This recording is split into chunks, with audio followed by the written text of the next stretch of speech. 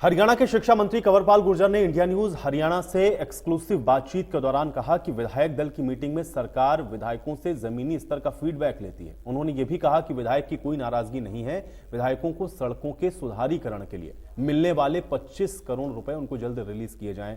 गुर्जर ने यह भी कहा कि सड़कें बहुत अच्छी हैं, कुछ सड़कों की स्थिति खराब है, जिनकी मरम्मत का कार्य फरवरी के बाद शुरू हो जाएगा। चंडीगढ़ में आज गठबंधन सरकार के विधायकों की विधायक दल की मीटिंग होने जा रही है और इस संबंध में बातचीत करने के लिए हमारे साथ मौजूद है शिक्षा मंत्री कंवरपाल गुर्जर। सर, आज कैबिनेट आज पूरे विधायक दल की मीटिंग है, बीजेपी, जेजेपी और जितने भी सरकार समर्थित निर्दलीय विधायक हैं, क्या मुख्य एजेंडे हैं जो आज रहने वाले? देखिए, समय समय पर माननीय मुख्यमंत्री जी विधायकों की मीटिंग बुलाते रहते हैं और अगर कोई विधायकों की समस्या है तो उसके बारे में विधायक भी उसकी जानकारी देते हैं।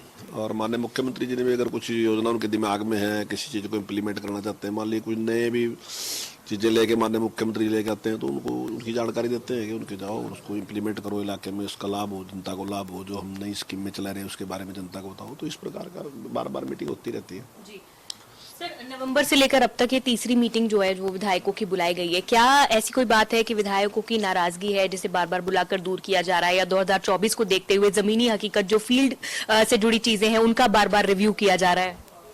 भैया, आप इसको नेगेटिव क्यों ले रहे हैं? तो पॉजिटिव बात है कि बार बार मुख्यमंत्री जी अगर विधायकों को बुलाते हैं, बातचीत करते हैं तो स्वाभाविक ही है। देखिए, अब दोनों ही चीजें हैं, पार्टी भी है, सरकार भी है।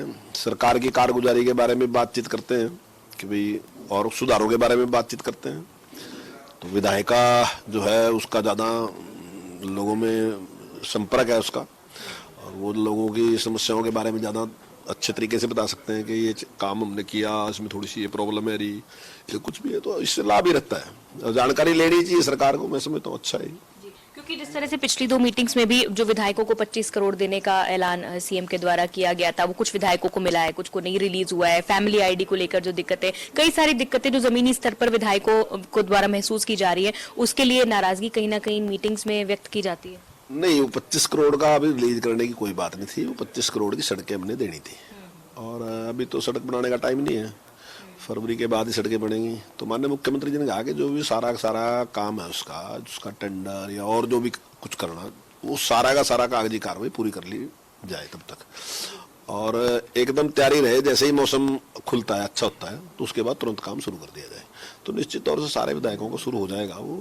अब कुछ लोगों को वैसे ही होता है कि विपक्ष के लोग तो इस प्रकार की बातें उड़ाते रहते हैं, लेकिन अभी आप भी देख रहे हैं आज जितनी सर्दी है, इतनी सर्दी में अगर आपको सोचोगे कोई सड़क बनने की स्थिति तो आज है नहीं।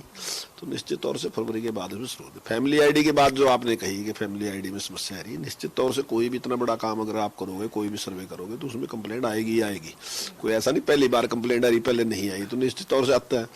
और अक्सर क्या होता है कि मान लीजिए अगर किसी व्यक्ति की आमदन बहुत कम है और उसकी आमदन आपने बहुत ज्यादा दिखा दी, भले ही 100 में वो 2 आदमी हैं ऐसे, तो एकदम लगता है कि जैसे सारा सर्वे एकदम उसके ऊपर ही प्रश्न चिन्ह लग जाता है। या बहुत आमदन वाले आदमी को अगर गरीब दिखाई दिया तब भी, तो इसका एक बड़ा प्रभाव, हालांकि इतनी बड़ी संख्या होती नहीं है, संख्या थोड़ी होती है, लेकिन वो थोड़ी जो है ना प्रभाव बहुत ज्यादा छोड़ती है कि भाई ये बिल्कुल गलत है क्या।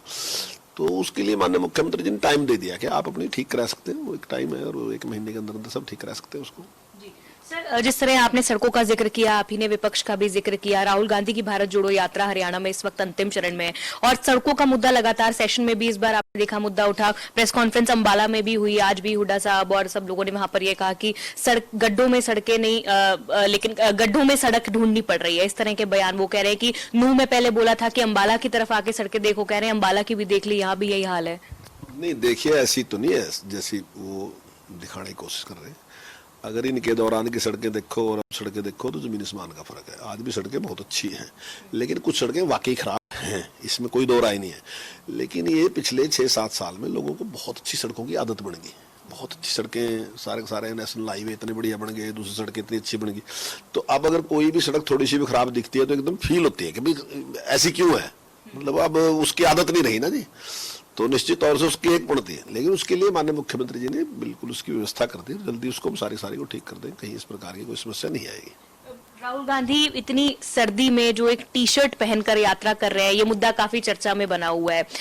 आज उन्होंने एक और बयान दिया है कि जब वो मध्य प्रदेश में यात्रा में थे तब उन्होंने देखा कि छोटी छोटी गरीब बच्चियां जो हैं वो फटे कपड़ों में थी और इसीलिए वो सिर्फ एक टी शर्ट पहनकर इस पूरी यात्रा में जो है वो चल रहे हैं।